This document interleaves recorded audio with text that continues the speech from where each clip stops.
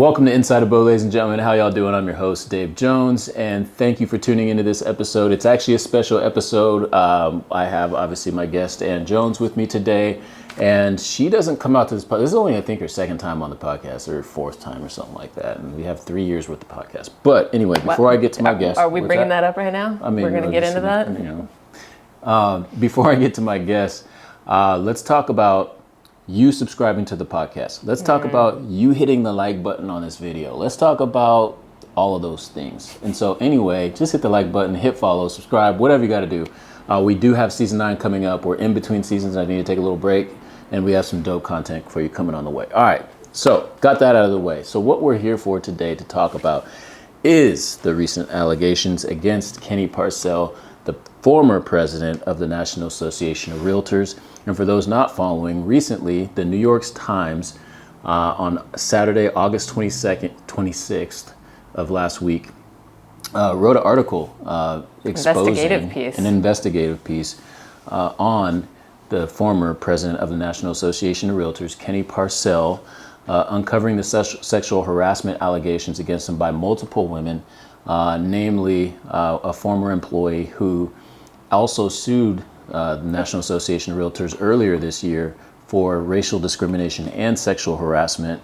And that's a pretty big deal. So we have kind of this situation brewing. Since then, on Monday, Inman ran a piece, and he has resigned from his post as National Association of Realtor president. And we have now President-elect stepping in, who is a female. Tracy Casper. And she has issued a statement. And shout out to the agent, is it Jason Haber, who started the petition for him to resign, because honestly, what happens if he doesn't resign? Like, that's crazy. It's not just that, but I mean, when somebody comes forward with something difficult, like Janelle, right? Yeah, Janelle Brevard. That people showing support, I mean, people stepping up and showing support, and I think Jason's move was really important just because somebody needs to step into that space and provide an affirming statement and take some action. And there was kind of a little bit of limbo there as people were waiting for a response. And it's important, certainly, for that to be demonstrated and felt. Yeah. And I want to make sure, if we got any of the names wrong, I apologize. This is kind of a off-the-cuff podcast. We didn't plan on doing this going into the day. We were talking this morning, and I mentioned that I knew I wanted to do a podcast on it, but I didn't know you wanted to jump on, so I'm actually happy you did, because we need to hear your perspective. I think I have a perspective on this as well. And, you know, like, it's important. This is this is a big deal, in my opinion, in our industry. It's not just about this moment. I mean, it is disturbing, and what's happening right now is a big deal. But I mean, it's obviously about a more systemic issue, and that's why, like, more people not coming forward and talking about it and addressing it is concerning. Yeah. Anytime a conversation starts between us at home that extends like beyond 10, 15 minutes around work, like, we know there's something there to dig into, especially when it's as passionate as we were getting this morning, when it's just the two of us. We don't ever yell at each other when we're doing that. We weren't yelling at each other. We were in agreement about it. It was just the reminder. I mean, I think for me, it surfaced a lot of feelings, the reminder of like why we started this brokerage. Mm-hmm. And that, you know, you asked me about like sexual harassment in the industry. And I mean, every woman who has ever worked in a professional workplace, not even a professional workplace, but I think like corporate America, but I mean, almost every woman, I would say, has experienced that. Yeah. And that's because it's not so much about sex, it's about a power dynamic. Right. And in so many cases, we're not in positions of power in our workplaces. Yeah. And that's where it is interesting in real estate. And it was one of the things that like drove us into ownership, which is not the easiest thing if you know anything about real estate. As much, in my mind, we could have teamed up and been a successful sales team. Yeah, for sure. This specific decision to go into ownership for me had a lot to do with like, we're allowed to be successful saleswomen, we're allowed to drive so much of the industry, we get lots of accolades and pats on the back, but we're not in the rooms often where the policies are being made, where the decision is made, where we're going to protect someone, where we're going to expose someone, like what are we going to lose in that? So it's important that we do sit in those positions. I think you made the important distinction in this, where it's not about the sex, it's about the power dynamic. And can you explain like how you felt when this news came down or when you read about it? Like, what were you feeling? I mean, not to take away the trauma that comes with the sexual element of it. I'm not suggesting that. Well, it was a consent. Like in one case, it was consensual, so it was like right, you know what I mean? right. Like, I think it's just it usually is an outgrowth of that power component. I mean, access to things, the retaliatory component of sexual harassment. Yeah, yeah. I mean, just sort of the gaslighting of people, and again, it's that access to resources, access to opportunity. I mean, things that get shut down, and real estate operates on this very like anyone can go anywhere, you know, you can be self-made, you can kind of climb the ladder, and there is a certain amount of that you can do on your own. I think that's why women make such successful salespeople, is because they can do that without permission. Yeah. There really isn't a lot of gatekeeping. But then when you start talking about getting into things like ownership or leadership positions in associations, I mean, so much of that is about who you know, who taps you on the shoulder, who mentors you, who like brings you along. And so changing the existing dynamic has to be very deliberate and very thoughtful. And I've seen some evidence that we're interested in doing that locally at our state association. I see encouraging signs that that's happening. But then you have something like this that comes out that is so visible to the public. It undermines the public's trust in us as an industry. Yeah. It's very discouraging. Yeah, like, and I have, like you mentioned your experience, or every woman has experienced it. Is that like, I mean, it seems like a general statement, but also, is that, how true is that? I mean, because I can say that in my situations, I can see how the power dynamic is there, and you can see how people take advantage of it. And I have been in positions, just speaking transparently and honest, I have been in positions where I could take advantage of my power, whether it was as a teacher, as an owner, or whatever. Right. Like, those opportunities are there. As a man But, like, out in the world. Yeah, as a man out in the world, and you know, like, especially if you know what I'm saying, you got like a little bit of swag and whatnot. But Wow. I mean, Wow.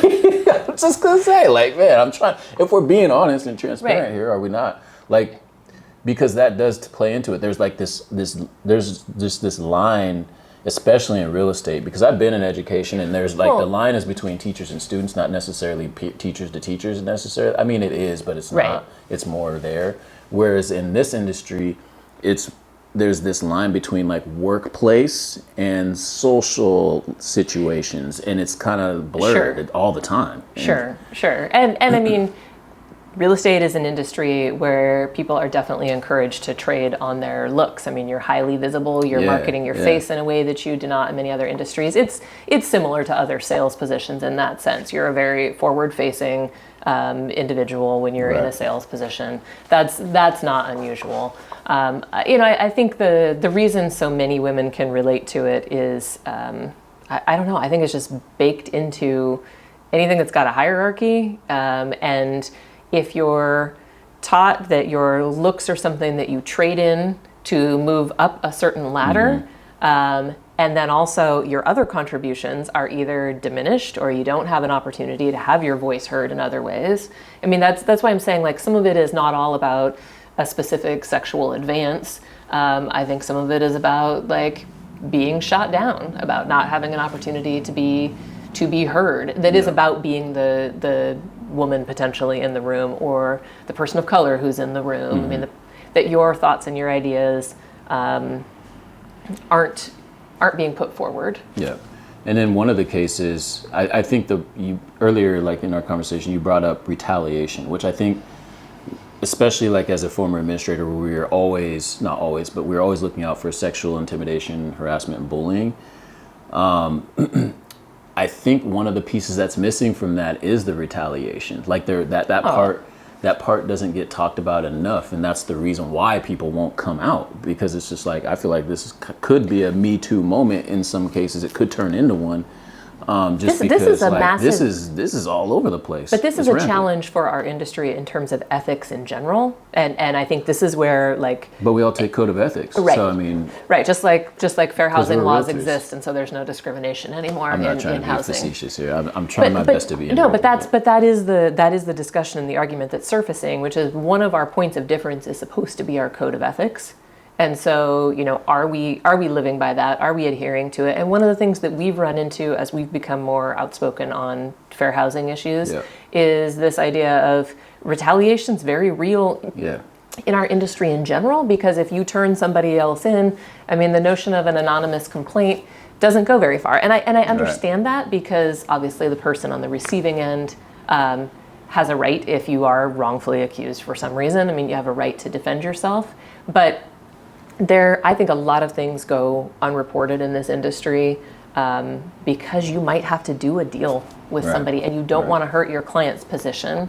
If you represent a buyer and you know somebody out there has shady practices, but they list a lot of houses, I mean, you have to represent your client's best interests. Where do you go with that? And that really, I think, is the opportunity for our associations to uphold those moral behaviors, to uphold the code of ethics. And so that's why it is so discouraging when you see a breakdown at a large level. And I made the point this morning too, because we speak from a place of where we're at in our bubble. Like, we are in a bubble, we socially, economically, at least realizing that we live in this bubble, we're educated, all these other things, or went to college. I'm not saying that's all and all be all, but I'm just saying that's a whole different world that we've been exposed to and kind of live in. And so when I went down south, for example, or there might be other places where it's where the gender roles are pretty clear and patriarchy is kind of accepted in some situations. It is that's just the reality. And so I'm pretty sure the patriarchy is alive and well everywhere across the country. Here too. I'm just saying, just in general. I think we're insulated from it because we work as a married couple, and so a lot of times we don't. And I'm cool with you doing your thing. That's good to know. I was making. I was making the point that I can see how this is accepted in cultures, social cultures, where the dynamic is of more of a traditional gender role situation, say in the South, for example. I know that there's some places where women want to be taken care of by their men. The men run shit. The men run shit. Sexual harassment is not taking care of your woman. I'm not saying that's the extreme, but what I'm saying is it lends itself to these kinds of things happening. And so I'm just saying it just leaves a place for it, just lets it seep in a little bit easier. That's all. In some dynamics, in some situations where gender roles are more, traditional, so to speak. Yeah. I don't know. I just know that for me, I didn't spend very long in a more corporate environment. I had some short stints, and I think one of the things, until a case like this comes up or a situation like this comes up that's so pronounced, I forget. When you talk about being in a bubble, that's the kind of bubble that I feel like I'm in, where I realize I go to work every day and I've got a lot of responsibility. We've got a company to run and employees to look after and agents to take care of, but I don't have to deal with that kind of stuff above me. I don't have to deal with somebody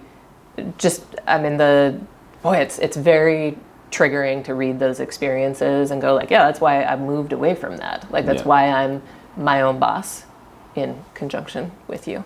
But you're not the boss of me. You're my husband. And that's a different... You're not the boss of me. You're not... do you want to do that? You want to do that right now? You are the boss of me. No, but still, though, I think that I'd like to take some credit and for creating that bubble. You deserve... I see that face. You deserve that credit. Bubble, or at least allowing you to have that bubble, because I think that it does take because I am coming from a male perspective, I still play, I'm still around a bunch of dudes. I was just in the gym this morning, full of alpha dudes, I'm still in that world. And so I understand, I see where it, and this is how different men feel about their wives, how the gender roles play, everyone's different. And this is a conversation that you and I have had before, where I'm hey, I'm just focused on work and getting from A to B, and I want this thing to happen. And you have said to me before, you don't understand how men think or talk. I'm around men when you're not in the room.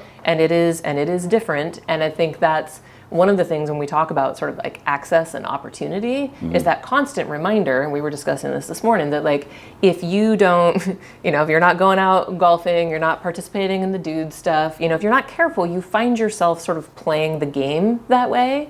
And I think that's where maybe that sexual harassment, like that opportunity sort of kicks up. Not that women are creating the opportunity, but because we want to be in the room. We want to be a part of the conversation. We want to have the opportunities, but a lot of times they're happening over here. And we do have to compromise certain things in order to get close to it.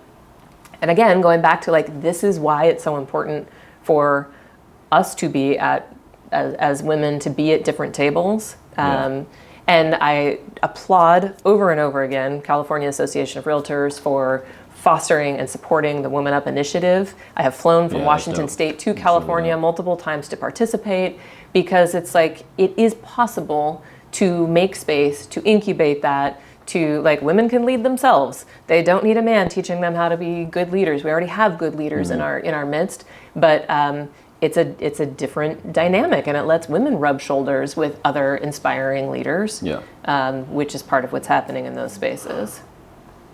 I feel like, by the way, they were also one of the first organizations I saw to put a release out condemning the current situation, which I don't feel like is that hard to do. And I'm gonna go ahead and put the industry on blast. Like, I woke up this morning and I'm looking, my podcasts all refreshed, because I got real estate podcasts, I got sports ones, whatever. But there wasn't one real estate, like, it was as if nothing happened. Leads, this market, and I'm like, rates. Not one person is gonna talk about like this bombshell. At least just a 5-minute something touch on it, because if you're creating content like that for a living, that's why I broke the in season just to like make this, because I felt like it was that important to talk about. Well, and the part is that even if you're not like, again, we don't have enough information to truly dive into. We have enough information. Need information to talk about sexual harassment. No. Because Valerie, for example, wrote an article in July about this. And then cited the bus situation. I don't know what conference that was at, but from like years ago. And nothing kind of happened. And here we are again. Right, but that was the same thing that happened when that came up years ago. Like, it is dismissed, it's ignored. The people who are involved continue to rise to success and positions of sort of adoration. Like, and I think that's where a lot of the frustration comes from, is it's not just this situation, which is problematic. It's like multiple situations. And is it that hard to come forward and condemn sexual harassment, to condemn intimidation, to condemn discrimination and retaliation? I mean, I think that is a non-negotiable position. Yeah. And, when we talk about like, what's our purpose as an organization? We were talking about this in the last couple of weeks, where it's like, is what we do here that unique and that special? We're running a real estate company. We're dealing with, the market pullback like everyone else. We do those sort of ordinary day-to-day things, but we have an expectation that our practitioners come in here and will respect the people that walk through our doors, that this will be a safe place to come. And it's crazy that is apparently head and shoulders above the norm. Do you want to get like more layered and deep with this conversation, or do you want to like, What? What do you want? What do you want to ask? What do you want to ask? I'm not asking. I'm basically just gonna state, men are hornballs. Wow. You're gonna like. I'm going in. Hornballs is your word of choice. But like, I just feel like it's a good thing we've known each other since elementary school. No, this is for the dudes. This is for the dudes. Like, this is directed at them. It's not that hard to take your feelings or whatever the thing is, like how you look at women or how you like. It's not that hard. It's work, man. Like, I don't know. I just feel like there's like people be so flagrant, and I'm disappointed, and the reason why I'm disappointed and not mad, I'm angry about the fact that I have to do like things like 3 to 4 times better, and I'm constantly like stepping over myself to make sure that I'm not being that way towards women in the industry or any industry in general, because like I was raised by a single woman. like all the things. Strongs. I've seen it all. Yeah. So I mean, I'm very cognizant of that, and I'm very sensitive to it. And But there is a lot, you know, like there's that line that, especially like for someone that might be single in the industry, or a dude that's trying to like make it and whatever, you got money flying. So I mean, I can see how it happens. It's really easy. I'm not gonna like not all men, but you know, doing for instance the conference scene. Like I have seen lots of things, and then there are a lot of guys who successfully navigate that space. There are friends of ours who are people that I could always count on to be a wingman, you know, who would be responsible and be somebody that I could spend time with and felt comfortable with. Like you seek certain people out. But I mean, it's a thing. You kind of have to have a game plan if you're going into those spaces. And I don't think that's unique to real estate, unfortunately. Isn't that crazy? You gotta have. We've talked about this before, even when you were in the education field. Like I have feelings around that. people act up when they get out the house. Like that's part of the deal. But we can decide how we respond to these things. Like we can decide what we make excuses for, what the norms are. We do get to decide that. Yeah, I think just to me this stuff always comes down to like like how flagrant it is to me. Like I just be surprised that I'm like, damn, dudes be doing that. I'm surprised. I'm shocked because I'm like, damn, really, you're surprised? That's pretty forward. Like I mean, I'm not surprised, but there's like what people do and want to have consensual relationships and sex and whatever. That's their business. Like I'm not. Yeah. It's not that. To me, it's just like how flagrant stuff be happening and when it happens and all that. I'm just going, that's a trip to me. Like I don't know. Well, this is a different podcast entirely. What's a different podcast? I mean, it's all under the same umbrella. I am personally much more concerned with what happens when you're in a boardroom. You know, you're at a meeting. Like it's the more subtle stuff that worries me because tell me more about that. Oh wow! Look at your good listening. Is this your podcast interviewer? Well, I'm going to turn back into an interview. I've been talking too much. Okay, that's fine. I think it's harder to put your finger on the more subtle moments that happen. It's harder to be able to say like that was retaliation for me not accepting your advances, or that was those are the things that worry me. People who drink too much and make poor decisions, or and regret it later. That is, again, not relating that back to this specific case, or I just mean industry at large, like the crazy stuff that we see at conferences and things. That is different to me. The stuff that I worry about is when you're because it's people you have to see all the time. It's the difficulty again of navigating spaces. And who's going to draw the line, who's going to stand up, who is going to, sort of hold. We've talked about this before. Like when you see that somebody else is in a compromised situation, who's got your back? Like who, and it does make a difference if somebody who has more power than you do, who has something that they can lose for that matter. Yeah. I mean, that's another part of it. I'm going to disagree with you on the conferencing because in our industry, that's where, or any industry, honestly, that's where the powerful people are. And that's where kind of the blur I talk about happens because it's like social, but you still have all these titles and all these things and people who are whoever. And so to me, it's like a part of it. Yeah. But the workplace piece. Networking. Yeah. So like there's that power dynamic. There's always that power dynamic. And so but what makes real estate unique? It's not the actual behaviors, it's the power dynamic piece of that because that's where all the people congregate and gather and want to see whoever or have a meeting with so and so or whatever. But money, I think we're getting to the root of this, which is money.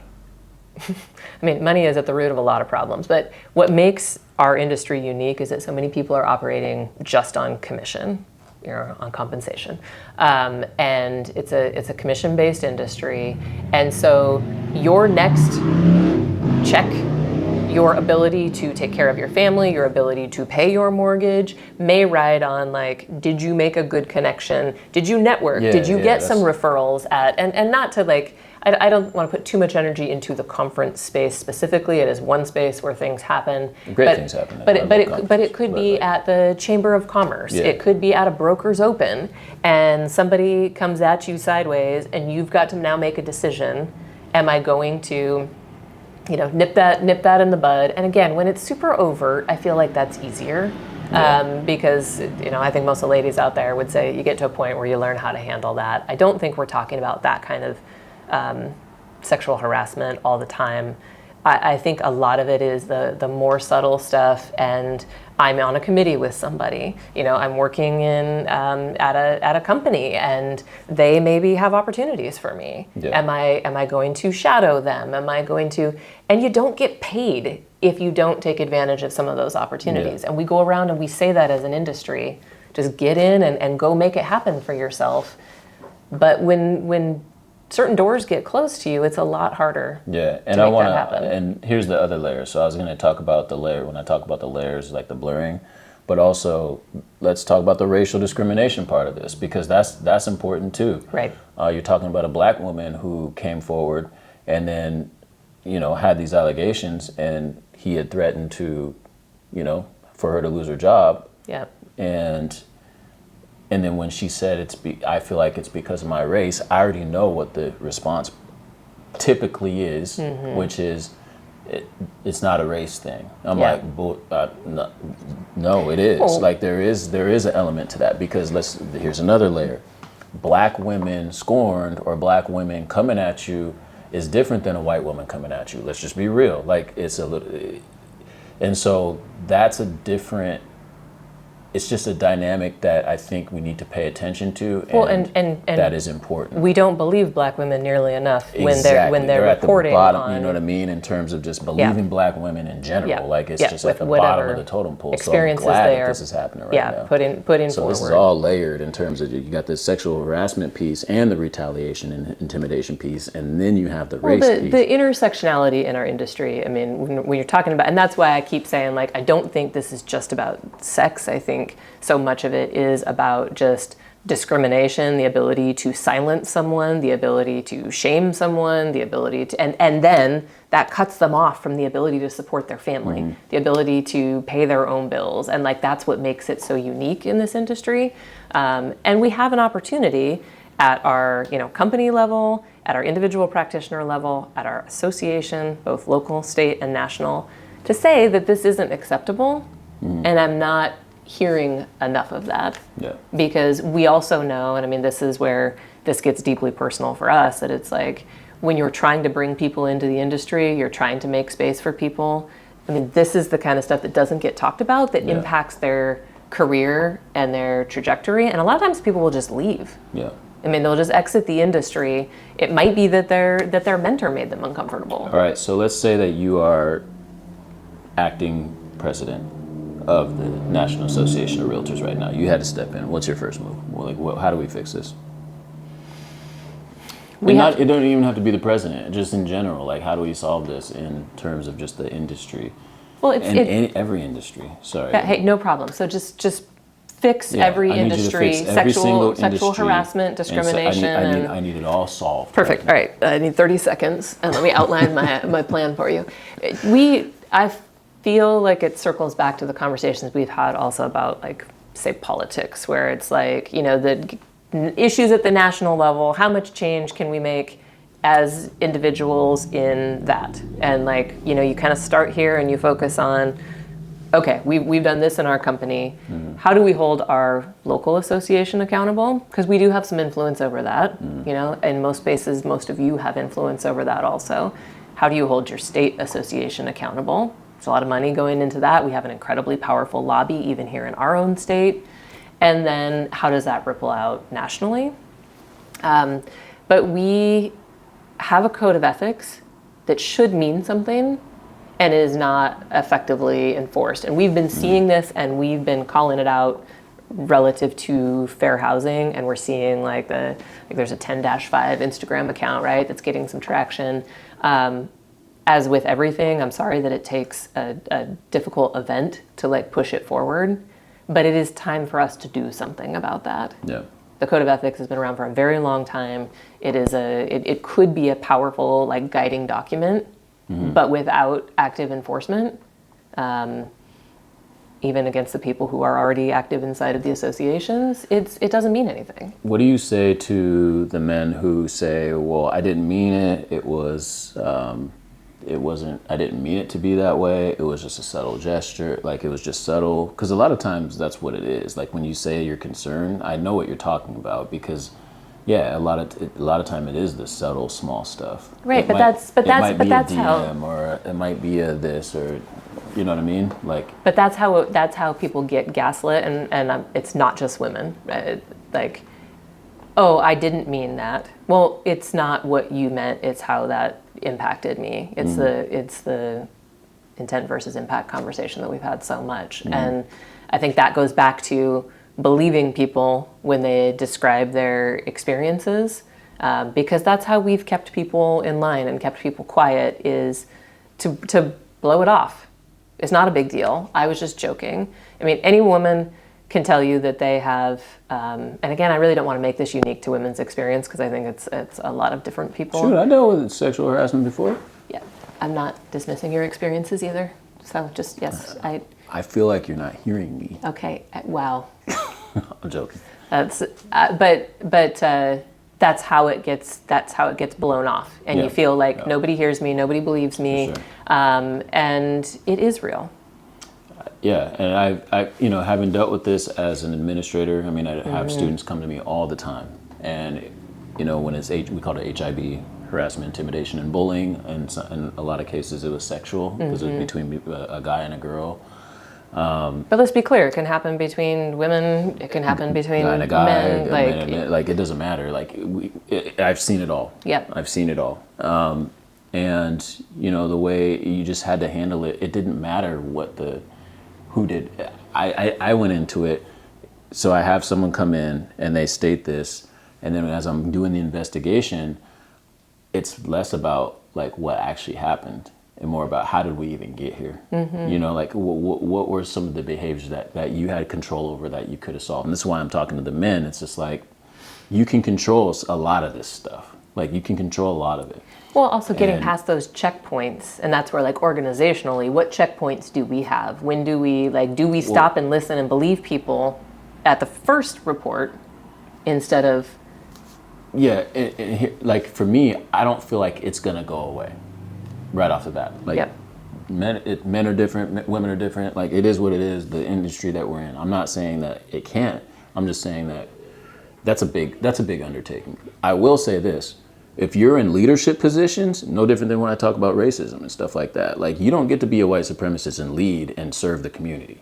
Like, you can go do that over there or whatever. I'm not going to change the way you think, but like, you don't get to be serving people at a large level. And the same thing goes for this. Like, you don't get to be a leader if this is the behavior that you're exhibiting. Right. If your organizational structure allows for sexual harassment to creep through unchecked, it probably allows for racist behaviors and homophobia 100%. and other types of discrimination to filter through unnoticed. And I think that's the concern. This particular situation is very concerning, but it is one of many, I'm certain. And it is like this opportunity to say, we're not serving our membership and serving our communities the way we should be. And I'm really worried that it's going to undermine positive progress, like on conversations around fair housing, for example, and how do we close some of the disparities? How do we make positive changes? How do we welcome more people into the industry? Who the hell wants to be in the industry when this is the headline for us? Like, that's not very encouraging. Well, I mean, I think that it's a great starting point to talk. I mean, I feel for all of the I don't want to talk anymore. I want to see somebody make some changes. So that's why I asked, what you about to do? You about to run for president? Like, what's up? Shabi just said in the article that she wants. She's officially unfriended. There's a lot more qualified people than me, but we take the time to speak up, right? We take the time to hold our association accountable at the local level where we know each other at the association. You know, like, that's one of the reasons that I make the time in that space. And then I think asking for accountability from the other people that we're paying dues to is reasonable. I think like a lot of things, when it's the main headline, yes, we're paying attention to it. We make the changes and do whatever, just like we talking about racism and all that. Like, Now it's not in vogue, so like we ain't talking about it. Also, like we should be. systemic change so is slow and not fun, slow. and somebody has to do that work of rewriting policies. So how do we keep this at the forefront of conversation, along with all of the other isms that we have? I mean, because you have people who don't want to hear this. They ain't trying to talk about this. They're trying to like make their money, have fun. I mean, and guess what? Newsflash. So am I. But right. I can't just see this stuff happening and not speak on it though. Like it don't work that way. We're all responsible. But that's one of the other issues that you and I always get in dialogue about, which is it's like the impacted parties who also have to carry the weight of making the change, right. who also have to take time out of their day to volunteer on that committee or to write a letter to someone or ask that their voice be heard. And so part of the change is other people who have not been affected, white men, I'm talking to you, like standing up and letting your voice be heard. I know there's lots of great guys out there. Yeah, there's women. There's lots of good people. Things. I have met some of the most wonderful people through our work in real estate. So it's not that, but people have to step forward and demand change. And I'm not seeing enough of it, especially in the wake of something this big. I want to talk about something. We can end on this, and this is not trying to be self-serving or whatever. But talk to me about how, like, the dynamic here with the men that we have at this office, because I feel like there's a specific, and we talk about this a lot. I'm be upfront. Like, there's a specific kind of energy that you have to work here at Windermere Abode when I'm talking about this, because like, yeah, I think it's relevant. It's a woman-ran like company and black man-ran company. So, what is that? How do you? What does that look like to you? Like, I don't know what that looks like as a woman. Like, we can't not bring space. those lenses into our decision-making process. So for instance, like if we're having a dialogue with someone, we're going to believe the things that they're telling us because based on our own lived experiences. So, I mean, yeah, that's one of the major changes that needs to happen is we need to diversify leadership at lots of different organizations, lots of real estate companies. And again, I know there's great people out there who would like to open their doors and welcome people in, but they have to do some of the work, some of the cultural competency, some of the things that we've talked about in order to make that space. I do want to like give our fellas a complete shout out. I mean, some of it I think is generational. These guys can hang with the manliest of men if they need to, just in case people are like, oh, I'm sure that's what that kind of dude is. No, we got bros who work here, but we got bros who are able to help any person who walks in through the door with care and respect. And that's what matters to me. And you do need to be able to serve all kinds of different clients.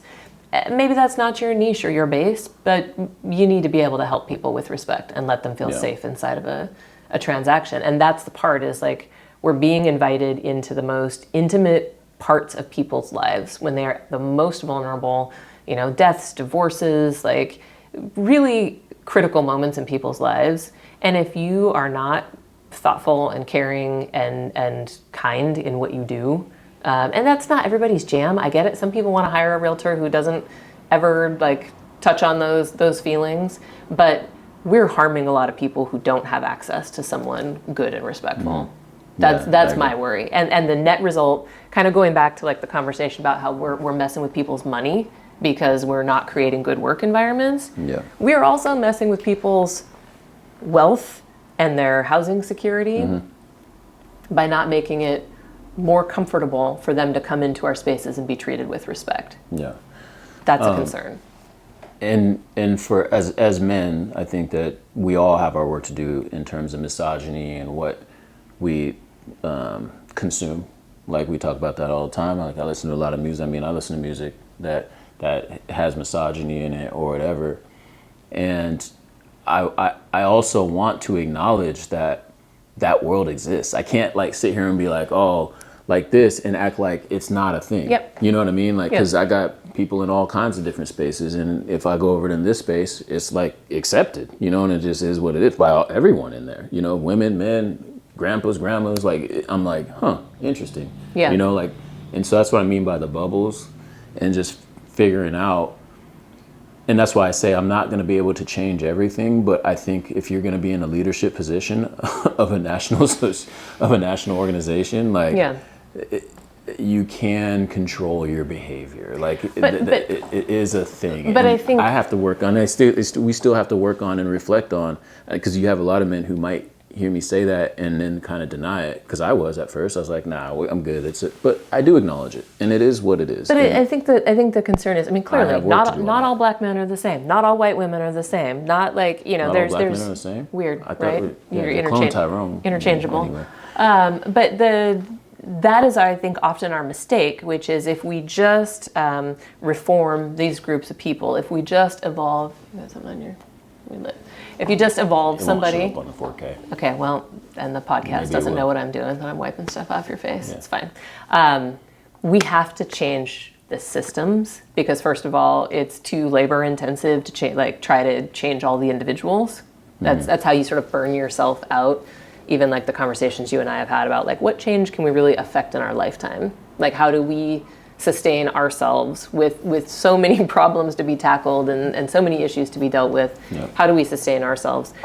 So we got to turn and work on the systems because the people who are in the system are going to change. Particularly like when we're talking about the National Association of Realtors, there's going to be a new president. I mean, that changes over and over and over again. So the expectations of the organization have to be what change. The policies, the systems, because the people are going to move through. But we have the code of ethics. Okay, we already talked about this. Okay. We have to create more enforcement around it. Like we really have to be willing, just like a real estate office that has a crappy practitioner or somebody who intimidates other people or makes people feel uncomfortable, like you can't let that stand because it will poison your company culture. We as an industry cannot continue to keep people on board because they're paying dues. Yeah.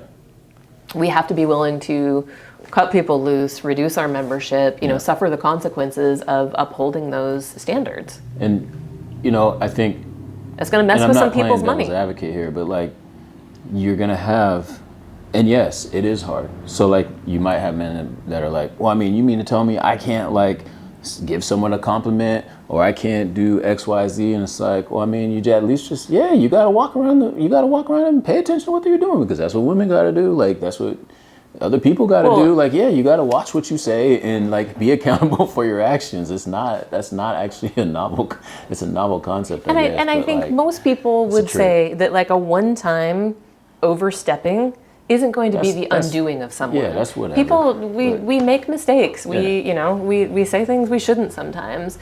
If you're in a good relationship with somebody, meaning you're respecting them, you're showing up correct most of the time. Okay, so what if someone's just shooting their shot? And it's seen as sexual harassment?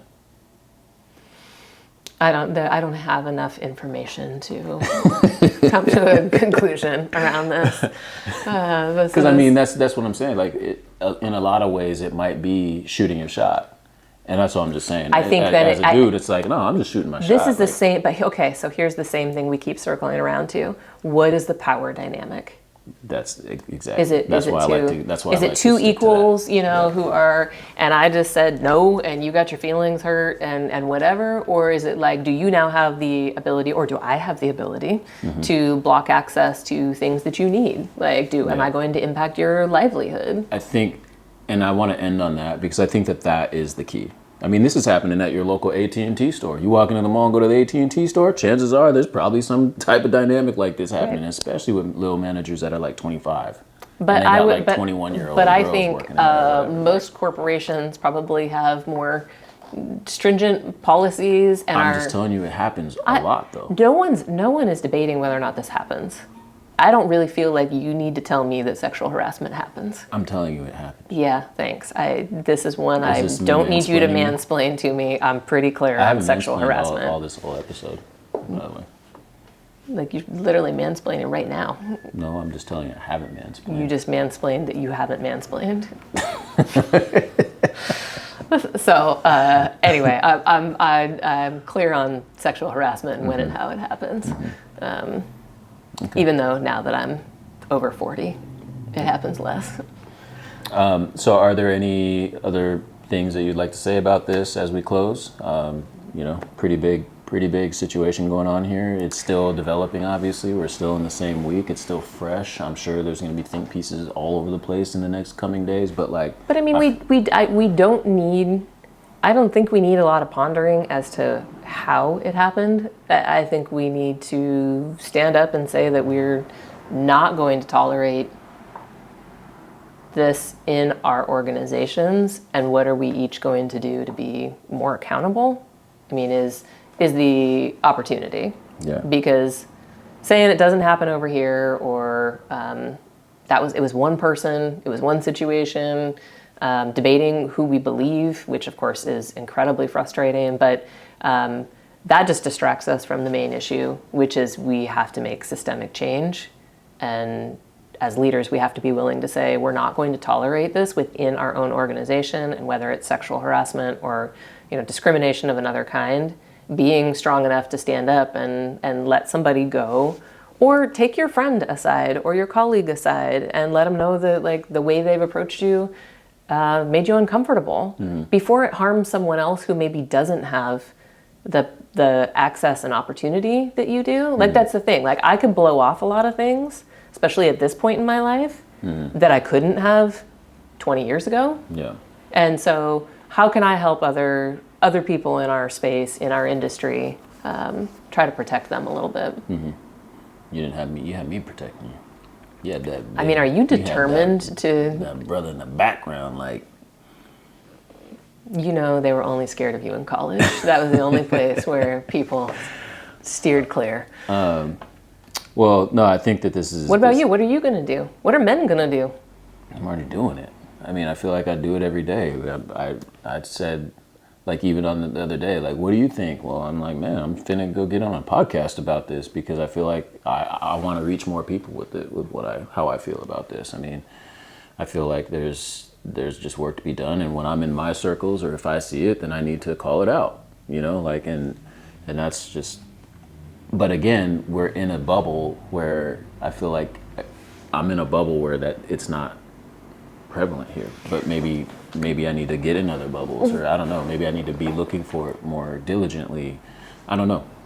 So well, we have sons to talk to educate and make sure that sure. They're in the right place. But I do think there is something to that bubble dynamic, because it's I know whenever this happens, I think, ooh, I've cultivated a space that feels very comfortable, and that doesn't mean we don't have work to do outside of our space and inside of our space. And talking to other leaders, being in touch with other leaders, being in those circles and talking about it and being a topic, and reflecting. And because it's no different than and the reason why I say that the bubble piece and getting outside of that is because if we were because it's I experienced that on the other end when we're talking about racism and stuff like that. They're like, well, and you have white people well, what do I do? And I'm like, right. Well, I mean, you ain't ever around black people, so I don't know what you can't do, or you know what I mean. So you have to get out of your own little bubble and go talk to some other people, be in other spaces, see something happen, and I think you can have influence that way. And so that's why that's how I plan on hopefully take it, just keeping this top of mind. But I think all of the isms are top of mind all the time for me. So I just live in that world, and that's why I say it's frustrating for me because I'm constantly stepping around all this stuff all the time and having to speak on it all the time. And it's no, actually I'm trying to be dope and have a good dope business and be the best at what we do and make dope content and right. It's not like we don't have other things to do. I'm trying to do exactly what you're doing, but you don't have to carry this weight. I'm over here with the 50-pound backpack on trying to go through the Sahara Desert. The Drake vest. With no water, no boots, just Crocs. I mean, you do love your Crocs, so don't act like that's a problem. You over here got sandblasters, dune buggies. Okay, you have no idea what it takes to get through the desert, so let's not itemize. I ain't never been to the desert. let's not itemize. Anyway, I'm just messing with you, but I'm I just think that it's important, and so. There's I gotta reflect and do my work too. But there's opportunity for everyone to step up, and it's not going to look the same for everybody. It might be sitting down and having an honest conversation with your staff or people in your office, which is do you feel safe here? Is there anything have these circumstances? Think about the kinds of conversations we have with our sons where it's has this ever happened to you? Have you ever felt this way? Like, do you have what you need? Do you have someone you could talk to? I mean, not assuming that your team, brokerage, realtor association, like, is immune to these things or you've already handled them. It's just a great reminder for us. I mean, we should be having those dialogues internally. We cultivate space to talk about hard things a lot, but that is no excuse for not really checking in head on. So I think that's something that everyone could be doing right now and should be doing, instead of just focusing on that's happening over there to those people, and that's a bad person in a bad situation. Not me. Yeah, looking inside. Not me. It's not here. That's why I think with this whole conversation, it's not about him or her or the victims. I mean, it is. It is. Yeah. It is. And I'm saying that just. But that makes it too easy to dismiss. If you just say that's happening to them. Yes, for sure. And just making sure that we talk about the systemic piece. So that's my hope for moving forward, is not getting caught in the weeds of like who, he said, she said, oh, him, this, that. And I'm like, nah, let's talk about the whole big thing and what your role in this is. And how it got to this. What my role in this is. How did it get to this point? And I think I think that's the blueprint for all of these ism conversations. Like, not talking about like, oh, that thing over there, like what happened, oh my God, that's horrible, he should be dead. Not like, nah, what's your role? Like, where are you at in this? Like, do your internal work first and be like, all right, this is where I'm at with it. I know I got work to do. And you're raising an important point, which is you can't, that's the word I'm looking for, like you can't regulate shitty people. You know, like there is also a part of this where it's like, yes, you can set up rules and checkpoints and accountability and all those things, but like, there's going to be some bad people out there. And don't tolerate them inside of your organizations. I mean, we all know people who should not be interacting with the public and wearing our brand out there. It's easier not to tolerate them, especially, and I'll say like this is what's specific about this industry is, whereas in, say, education, where it came from, you have to go through the union. The outcome, that part, but also the outcome, my salary is not dictated by the outcome of this situation. So I can let that person go. I can just go hire someone else. Like my that doesn't dictate my outcome. It might dictate the culture and like the role that person had and the relationships or whatever. And I might have to like, but here, if you're saying that, okay, you need to do X, well, this agent, like me getting rid of this agent or whatever, they're a top producer. Like that messes up my bottom line. Like as I'm speaking from an owner, putting my owner hat on, that messes up my bottom line. And I'm not trying to do that. We're going to go and try to rectify. All right, cool. He's going to be good. Well, and now keep it moving, or she's going to be good, whatever. If it's a man, woman, child, whatever. And I know I made a reference to like a corporate life before, but it's like pretty much every female agent has had an inappropriate interaction with a potential client, with somebody in an open house, with a neighbor, and had to make a decision between like, can I tolerate this dude? Do I take the chance of getting paid here, or is this too uncomfortable for me, or can I set some appropriate boundaries? Like that's a day in and day out thing, and we as successful realtors get comfortable with that client is not somebody I want to work with, so I'm going to choose to work with someone else. But sometimes people don't feel like they have those choices. The option. So I mean, I think that's a specific thing, and that's for another discussion for another day. But I think we've covered all the things, but thank you for coming on. Hopefully you come on this podcast a little bit more. Wow, way to get the passive-aggressive jab in there at the end. That's not passive-aggressive. I was just asking you to be on the podcast more. There's background. There's context to that. It's fine. All right. Well, thank you for listening. Hopefully you got some out of that. If you have any questions, hit the comments below. I mean, we'd love to hear from you on what you think. Maybe we said something that you disagree with. Cool. Email us and see. And Dave likes to argue. No, I'm not trying to.